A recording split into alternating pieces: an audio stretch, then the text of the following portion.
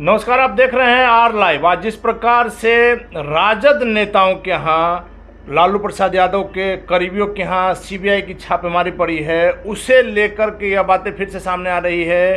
राजद के नेताओं का आरोप है कि सीबीआई का दुरुपयोग, केंद्रीय एजेंसियों का दुरुपयोग एनडीए की सरकार, बीजेपी की सरकार कर रही है। वैसे में हम बात करेंगे, हमारे साथ है आरसीपी सिंह के करीबी अमित सिंह जी। अमित सिंह जी, जिस प्रकार का आरोप लग रहा है, आपने देखा भी होगा कि आज जिस प्रकार से सीबीआई की छापेमारी हुई है, सुनील सिंह ऐसे लोगों के यहाँ भी हुई है। हालांकि सुनील सिंह कभी भी इस प्रकार की चीज़ों में नहीं रहते हैं, उनके यहाँ अगर छापेमारी हुई है तो थोड़ा आश्चर्य जरूर होगा। देखिए, ऐसा है ना कि अब छापेमारी के स्तर को, कानून के कार्रवाई करने का स्तर वो यह नहीं देखता है कि आप कौन सिंह हैं, कि कौन यादव हैं, कि कौन फलाने हैं। वहाँ कास्ट लाइन नहीं चलता है, ठीक है। और यह बात देश की जनता और जितने भी प्रबुद्ध लोग हैं वो सभी जानते हैं कि कोई भी छापामारी, कुछ भी प्लान किया जाता है तो उसकी रेकी बड़ी लंबे समय से होती है। टाइमिंग एक संयोग हो सकता है कि आज इनका बहुमत सिद्ध करने का दिन था और आज ही के दिन छापेमारी हो गई। लेकिन ये छापेमारी अमित सिंह जी कल भी हो सकता था, आने वाले कल या नहीं, आपको बता आज ही के दिन क्यों? जी, आपको बता दें कि ब्यूरोक्रेसी का कुछ रूल है, ठीक है। पुलिस डिपार्टमेंट, इंटेलिजेंस डिपार्टमेंट जो अपना वर्क करती है वो लीक प्रूफ प्लान होता है। ये स्क्रिप्ट पहले लिखी जा चुकी होगी, महीनों पहले सारे इनका रेकी हो चुका होगा। प्रमाण पुख्ता मिलने के बाद ही, अब चूंकि रेलवे में नौकरी के बदले जमीन मामले में छापेमारी चल रही है, जैसा सुनने में आया, आज हम खुद दिन भर बाहर थे, तो ये पहले तय हो चुका होता है, टीम का गठन हो चुका होता है और 11th आवर में ही इसको ओपन किया जाता है।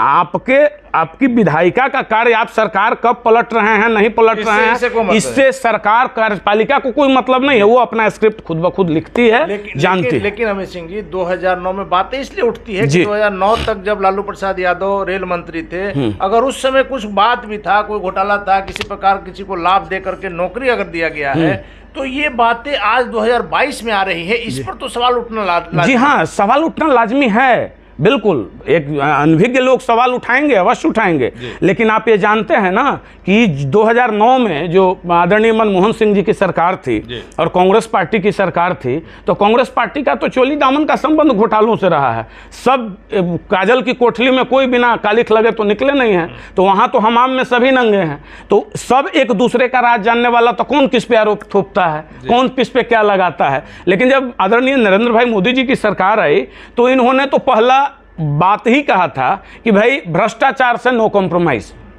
और जितने बड़े पेट, और पता नहीं चलता है कि खाने के लिए इंसान को वही 2-4 रोटी की आवश्यकता है, पीने के लिए वही पानी। ये लोग क्या करेंगे इस पैसे का?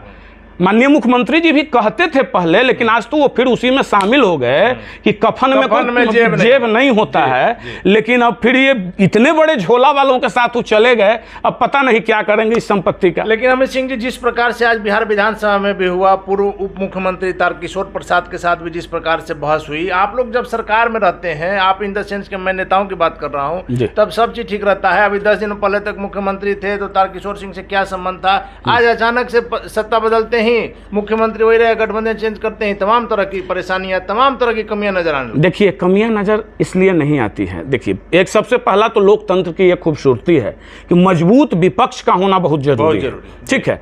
विपक्ष का काम ही होता है सवाल उठाना, पहला। लेकिन यहाँ बिल्कुल गैर वाजिब तरीके से, मतलब जनादेश का हरण करके, और ये जो माननीय मुख्यमंत्री जी उधर पलट गए, तो इसका एक आक्रोश आम जनमानस में है। लेकिन बीजेपी का भी तो आप गलती मानिए, क्योंकि जब एक बार अगर कोई गलती करता है तो माना जाता है कि चलिए गलती हो गया, लेकिन जब दोबारा अगर ऐसा कोई गलती करे तो उसे माफ नहीं करना। नहीं, हमारे देश में ये परंपरा रही है कि एक बार गलती करो माफी देंगे, दोबारा करो माफी देंगे, तीसरी बार में माफी नहीं देंगे। मतलब कि अब अगला जो है वो फाइनल टच कार्यक्रम है। तो अब तो बात ही क्लियर है, अब तो आर पार की बात है।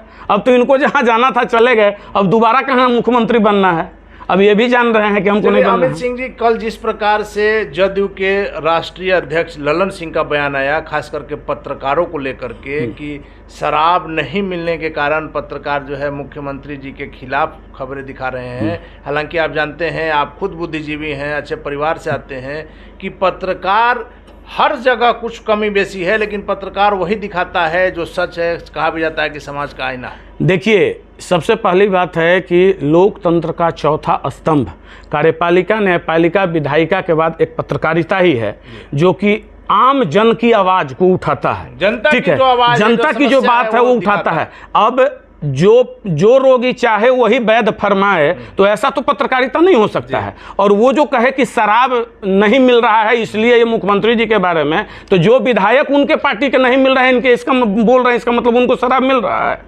उनको शराब मिल रहा है क्या? आदरणीय ललन बाबू बताने का प्रयास करेंगे जनता को कि कोई विधायक अगर नहीं बोल रहे हैं तो उनको शराब मिल रहा है? भाई इतने नीचे, ये तो मानसिक दिवालियापन का निशानी है। क्या बोलने का मतलब है? अभी आपके पार्टी में जो कल तक जो आप लोग जदयू में थे, डॉक्टर रिंकू कुमारी हैं, प्रोफेसर हैं, वो अभी पार्टी में हैं जदयू में या नहीं?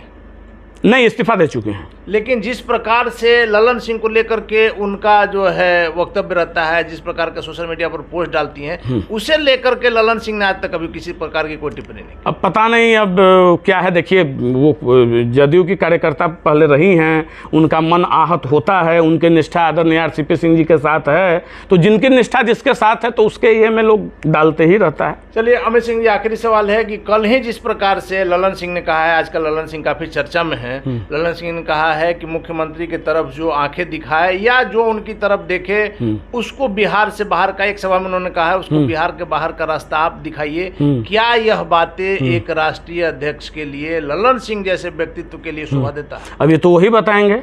पहले ही बता दें कि बिहार किसी की जागीर है, बिहार किसी का खरीदा हुआ है। क्यों नहीं सवाल उठाएगा? क्या लोकतंत्र है या शाही तंत्र है, राजतंत्र है, क्या है? ये बोलने से पहले तनिक सोचते नहीं है साहब। अभी चुनाव है क्या कि आप जाकर जनता के बीच में मैसेज दे रहे हैं कि वोट के माध्यम से आप बाहर भेजिए?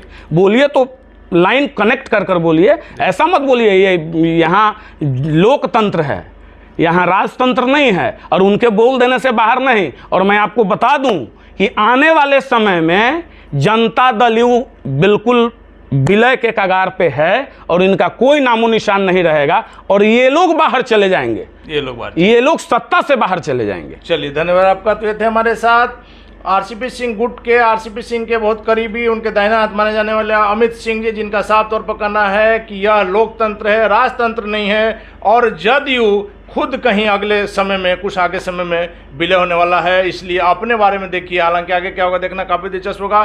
फिलहाल आप बने रहे आर लाइव के साथ।